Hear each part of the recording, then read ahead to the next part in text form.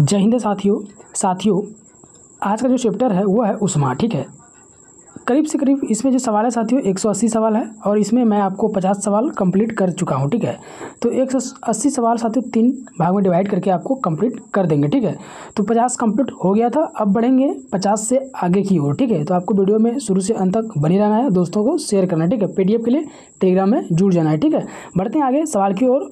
91 जो सवाल दिया गया है साथियों 50 से आगे 51वें जो सवाल है क्या है उसको देखते हैं। ठीक है, सवाल है साथियों कि लोलक घड़ियां गर्मियों में सुस्त क्यों हो जाती है। लोलक घड़ियां साथियों गर्मियों में सुस्त क्यों हो जाती है, तो इसका कारण है साथियों लोलक की लंबाई बढ़ जाती है जिससे इकाई दोलन में लगा हुआ समय बढ़ जाता है। सी नंबर मेरा करेक्ट आंसर हो जाएगा। ठीक है साथियों, अभी जो सवाल करवाएंगे टोटल 50 सवाल करवाएंगे। ठीक है, तो आपको वीडियो में शुरू से अंत तक बने रहना है, दोस्तों को भी शेयर करना है। बढ़ते हैं आगे सवाल की ओर। देखिए नेक्स्ट है साथियों कि एक धातु की ठोस गेंद के अंदर कोठर है। जब इस धातु की गेंद को गर्म किया जाए तो कोठर का आयतन क्या होगा। साथियों कोठर का आयतन हो जाएगा करेक्ट ए नंबर करेक्ट आंसर हो जाएगा, बढ़ जाएगा कोठर का आयतन। आगे बढ़ते हैं नेक्स्ट क्वेश्चन की ओर। नेक्स्ट है जब किसी बोतल में पानी भरा जाता है और उसे जमने दिया जाता है तो बोतल फट जाता है, मतलब टूट जाता है। तो किस कारण से टूट जाता है साथियों, तो उसका टूटना होता है पानी जमने पर फैलता है। ए नंबर मेरा करेक्ट आंसर हो जाएगा। आगे नेक्स्ट क्वेश्चन है अत्यधिक शीत ऋतु में पहाड़ों पर पानी की पाइपलाइनें फट जाती है, इसका क्या कारण है साथियों। इसका कारण है पाइप में पानी जमने पर फैलता है। ठीक है, जिसके कारण से पाइप फट जाता है। सी नंबर करेक्ट हो जाएगा। आगे नेक्स्ट है साथियों दो रेल पटरियों के मध्य जोड़ पर एक छोटा सा स्थान क्यों जोड़ा जाता है। एक छोटा सा स्थान जो साथियों जोड़ा जाता है वो क्यों जोड़ा जाता है, तो क्योंकि धातु गर्म करने पर फैलती है तथा ठंड होने पर संकुचित होती है। बी नंबर इसका करेक्ट आंसर हो जाएगा। ठीक है, आगे बढ़ते हैं नेक्स्ट क्वेश्चन की ओर। नेक्स्ट है किसी झील की सतह का पानी बस जमने ही वाला है। झील के अध स्थल में जल का क्या तापमान होगा साथियों, तो जल का जो तापमान होगा करेक्ट डी नंबर हो जाएगा 4 डिग्री सेल्सियस। ठीक है, तो डी इसका करेक्ट आंसर हो जाएगा। आगे बढ़ते हैं नेक्स्ट क्वेश्चन की ओर। आगे नेक्स्ट सवाल है साथियों, सवाल है शीतकाल में जब ठंड से जल जम जाता है तब मछलियां और अन्य जलीय जीव क्या होता है साथियों। अन्य जलीय जीव में क्या होता है, जीवित रह सकते हैं क्योंकि जल का केवल ऊपरी परत ही जमता है। ए नंबर मेरा करेक्ट आंसर हो जाएगा। आगे नेक्स्ट क्वेश्चन है कि ऊष्मा के संचरण की विधि है। ऊष्मा की जो संचरण की विधि है साथियों क्या है, तो इसका आंसर हो जाएगा डी नंबर उपयुक्त सभी। चालन भी है, संवहन भी है और विकिरण भी है, तो इसका आंसर डी हो जाएगा उपयुक्त सभी। डी नंबर करेक्ट आंसर हो जाएगा। आगे नेक्स्ट है ऊष्मा के संचरण की किस विधि में पदार्थ के अणु एक स्थान से दूसरे स्थान तक स्वयं जाते हैं। पदार्थ के अणु जो है साथियों एक स्थान से दूसरे स्थान तक किस प्रकार जाते हैं, तो इसका करेक्ट आंसर हो जाएगा साथियों ए नंबर चालन विधि द्वारा एक स्थान से दूसरे स्थान तक जाते हैं। ठीक है, आगे नेक्स्ट क्वेश्चन देखते हैं कि द्रवों तथा गैसों में ऊष्मा का स्थानांतरण निम्न में से किस विधि द्वारा होता है। ऊष्मा का जो स्थानांतरण होता है साथियों वह होता है संवहन द्वारा। बी नंबर करेक्ट हो जाएगा। आगे नेक्स्ट है विद्युत केतली में पानी गर्म होता है।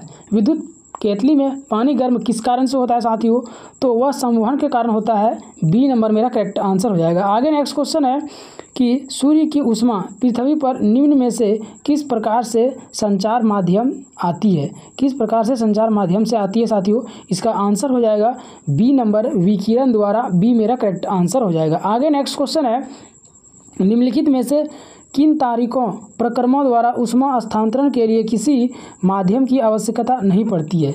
किसी माध्यम की आवश्यकता नहीं पड़ती है साथियों, तो इसका करेक्ट आंसर हो जाएगा बी नंबर विकिरण का आवश्यकता नहीं पड़ता है। बी मेरा करेक्ट आंसर हो जाएगा। आगे नेक्स्ट क्वेश्चन है ऊष्मा संचरण की वह विधि जिसमें माध्यम के कण गति नहीं करते हैं कौन सी कारण से गति नहीं करते हैं साथियों, इसका करेक्ट आंसर सी हो जाएगा विकिरण द्वारा गति नहीं करते हैं, ठीक है।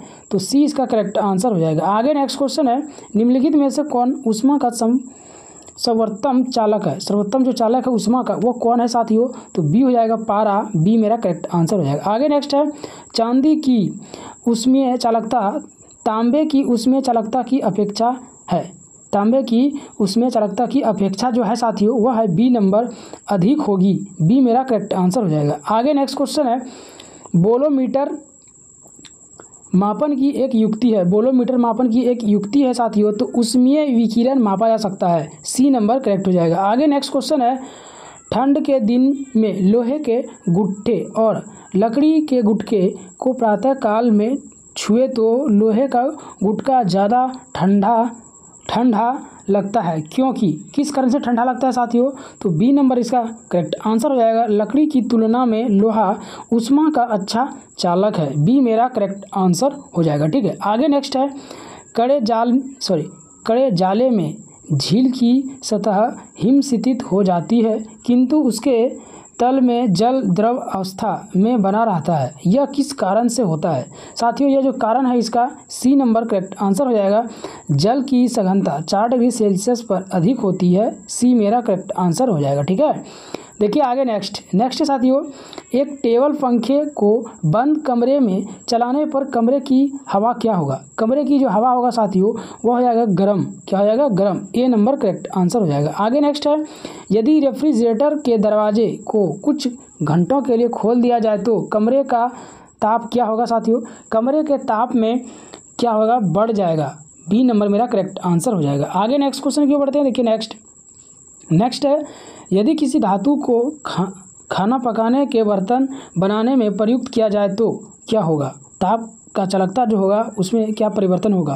ताप की जो चालकता में परिवर्तन होगा साथियों इसका ए नंबर करेक्ट आंसर होगा, कम हो जाएगी, क्या यह कम होनी पड़ेगी, ए नंबर मेरा करेक्ट आंसर हो जाएगा। आगे नेक्स्ट क्वेश्चन है, निम्नलिखित में से कौन ऊष्मा का सबसे अच्छा सुचालक है? ऊष्मा का सबसे अच्छा जो सुचालक है साथियों वह है मेरा सी नंबर समुद्र का पानी, सी नंबर मेरा करेक्ट आंसर हो जाएगा। आगे नेक्स्ट है साथियों कि आणविक संगठन द्वारा ऊष्मा का संप्रेषण क्या कहलाता है? ऊष्मा का संप्रेषण क्या कहलाता है साथियों? ऊष्मा का जो संप्रेषण कहलाता है वह संवहन कहलाता है, बी नंबर मेरा करेक्ट आंसर हो जाएगा। आगे नेक्स्ट है, निम्नलिखित द्रवों में कौन सा ऊष्मा का बहुत अच्छा चालक है? ऊष्मा का बहुत अच्छा चालक कौन है साथियों? तो ये हो जाएगा पारा।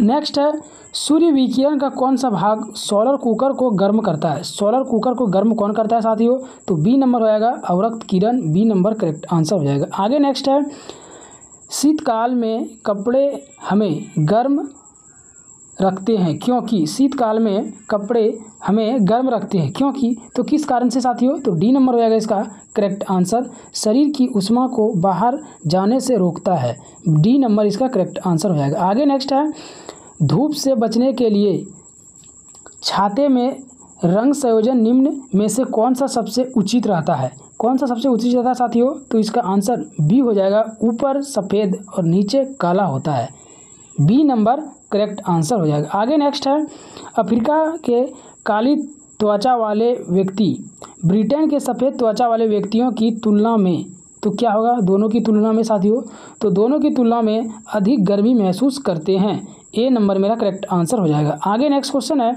सुबह का सूरज इतना गर्म नहीं होता है जितना दोपहर का होता है, तो किस कारण से होता है साथियों? तो डी नंबर इसका करेक्ट आंसर हो जाएगा। सुबह के समय सूरज की किरणों को अंतरिक्ष में अधिक दूरी तय करनी पड़ती है, डी नंबर इसका करेक्ट आंसर हो जाएगा, जिसकी वजह से ज़्यादा दोपहर में गर्म हो जाता है, ठीक है।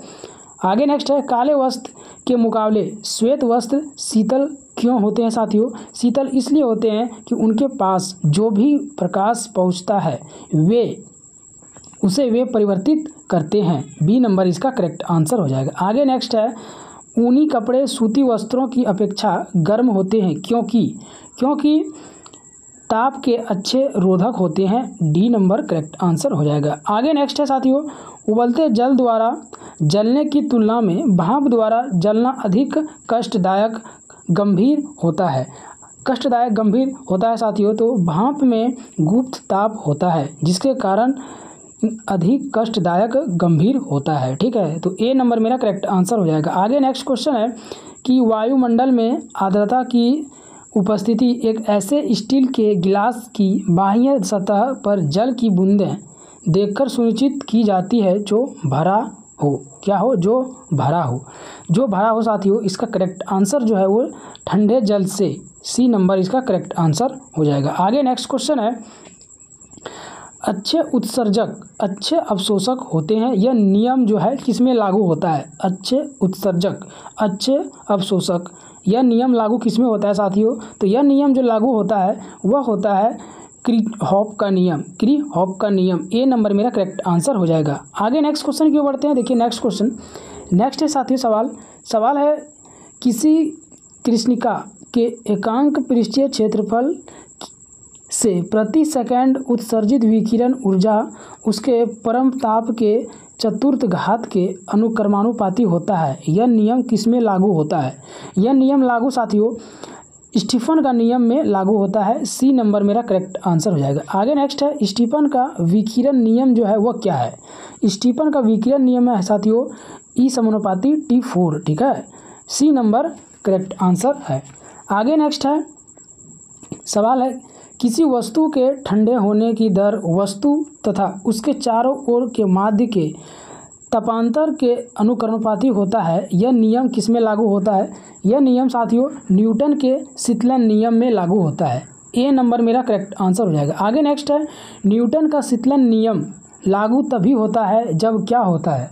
जब साथियों ताप के अंतर बहुत ज़्यादा ना हो। क्या? ताप का अंतर जो है बहुत ज़्यादा ना हो, तब यह नियम लागू होता है। ठीक है, आगे नेक्स्ट है, गर्म जल 90 डिग्री सेल्सियस से 80 डिग्री सेल्सियस तक ठंडा होने में 10 मिनट लेता है, तो 80 डिग्री सेल्सियस से 70 डिग्री सेल्सियस तक ठंडा होने में कितना समय ले सकता है साथियों? तो इसका आंसर करेक्ट हो जाएगा सी नंबर 10 मिनट से अधिक ले सकता है। सी नंबर इसका करेक्ट आंसर हो जाएगा। आगे नेक्स्ट है, थर्मस फ्लास्क। थर्मस फ्लास्क की आविष्कार जो किया है वह किसने किया है साथियों? तो थर्मस फ्लास्क की जो आविष्कार किया है वह किया है रिवार्ड ने। क्या किया है? रिवार्ड ने किया है, सॉरी डीवार। किसने किया है? डीवार ने किया है। ठीक है साथियों, थर्मस फ्लास्क का आविष्कार।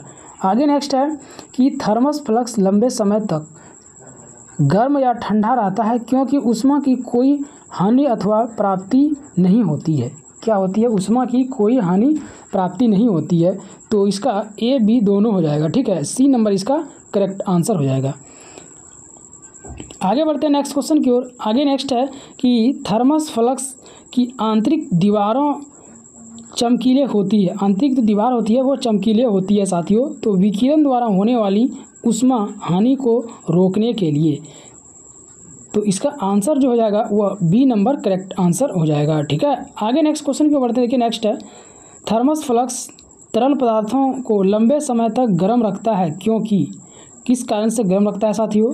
वह गर्म रखता है सी नंबर चमकदार आंतरिक दीवार तथा बाह्य आवरण की दीवारें ऊष्मा को निकालने में से प्रविष्ट होने से रोकती है। तो सी नंबर इसका करेक्ट आंसर हो जाएगा। आगे नेक्स्ट क्वेश्चन है, किस विधि से ऊष्मा हस्तांतरण को न्यूनतम करने के लिए थर्मस फ्लास्क की दीवार पर कलई की जाती है? क्या की जाती है? दीवार पर क्या किया जाता है साथियों? कलई की जाती है। तो इसका आंसर जो है वो विकिरण हो जाएगा। सी नंबर करेक्ट आंसर हो जाएगा। आगे नेक्स्ट है, किसी पदार्थ के एकांक द्रव्यमान का ताप 1 डिग्री सेल्सियस बढ़ाने में लगी ऊष्मा का मान जो होगा साथियों वह कितना होगा? तो 1 डिग्री सेल्सियस बढ़ाने में लगी ऊष्मा साथियों इसका करेक्ट आंसर हो जाएगा ए नंबर विशिष्ट ऊष्मा। ए नंबर करेक्ट हो जाएगा। आगे नेक्स्ट क्वेश्चन की ओर बढ़ते हैं। नेक्स्ट है, निम्नलिखित में से किसमें सर्वोच्च विशिष्ट ऊष्मा का मान होता है? किसमें होता है साथियों? इसका मान सबसे ज़्यादा जो होता है वो होता है सीसा में। सी नंबर मेरा करेक्ट आंसर हो जाएगा। आगे नेक्स्ट है, दिन के समय पृथ्वी समुद्र के जल की अपेक्षा बहुत जल्द गर्म हो जाती है क्योंकि